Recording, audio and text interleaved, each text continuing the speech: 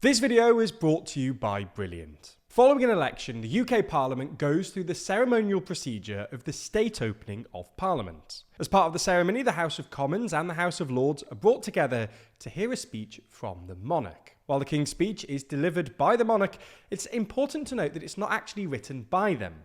Instead, it's written by the government of the day in order to lay out the legislative priorities for the next Parliament, which usually lasts a year. As only the most hardened TLDR news viewing politicos will have noticed, a couple of weeks ago, the UK elected a new government.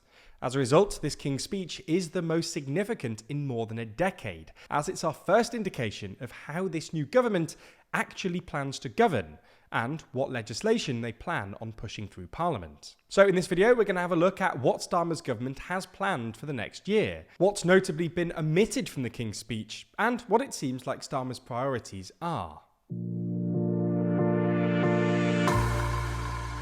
Before we start, if you haven't already, please consider subscribing and ringing the bell to stay in the loop and be notified when we release new videos. Now, it's worth starting this video by explaining just how radical Starmer has been in his King's speech. In the days leading up to the state opening of Parliament, there were reports that Starmer was going to announce around 30 new pieces of legislation. In the end, these reports slightly underestimated this, with Labour unveiling a grand total of 40 new pieces of legislation. In order to account for all of this, the speech itself was the longest since 2003, coming in at 1,421 words and just under 13 minutes long. So let's start by going through some of the announced legislation itself. There are three key areas that Starmer is keen to legislate on: the economy, housing, and transport. On the economy, it seems that Starmer is most interested in economic growth. This was front and centre in the speech, and the first point brought up in the government summary page of the speech. There were two notable bills mentioned in relation to Labour's growth plan. The first is a new piece of legislation aimed at strengthening the role of the Office for Budget Responsibility, or OBR.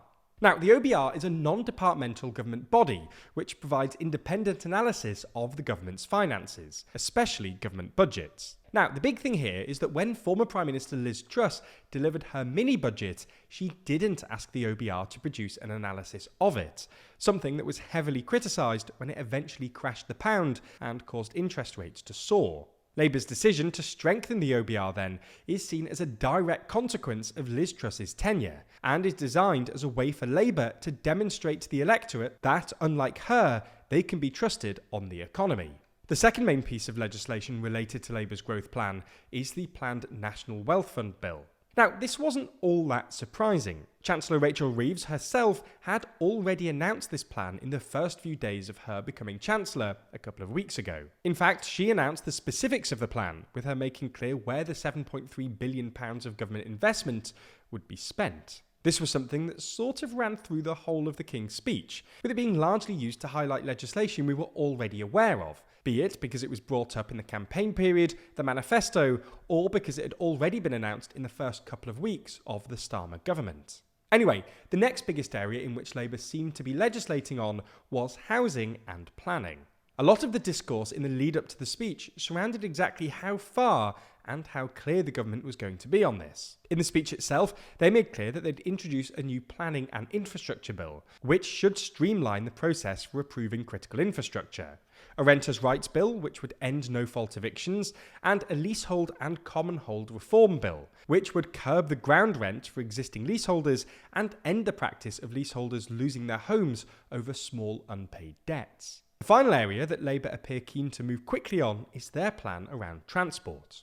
While Labour made clear back when Sunak cancelled HS2 that they would not be reinstating the plans, they are keen to demonstrate that they're going to try and build more rail infrastructure.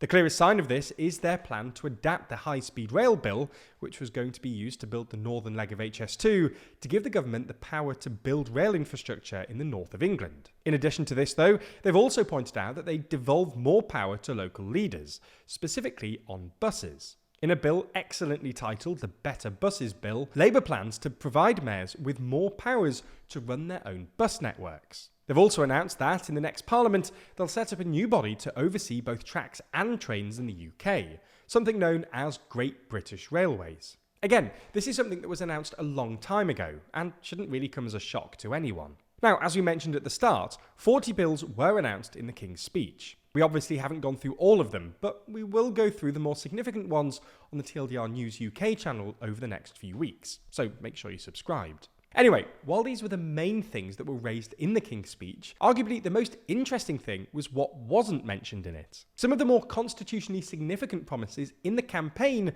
weren't mentioned in the speech. For example, the promise to lower the voting age to 16 wasn't mentioned, nor was the promise to make Lords retire at the age of 80. They did, though, promise to remove the right of hereditary peers to sit and vote in the House of Lords. Now, this doesn't mean that Labour aren't going to introduce these bills, just that they're not a priority, and probably won't be introduced this Parliament, i.e. in the next year.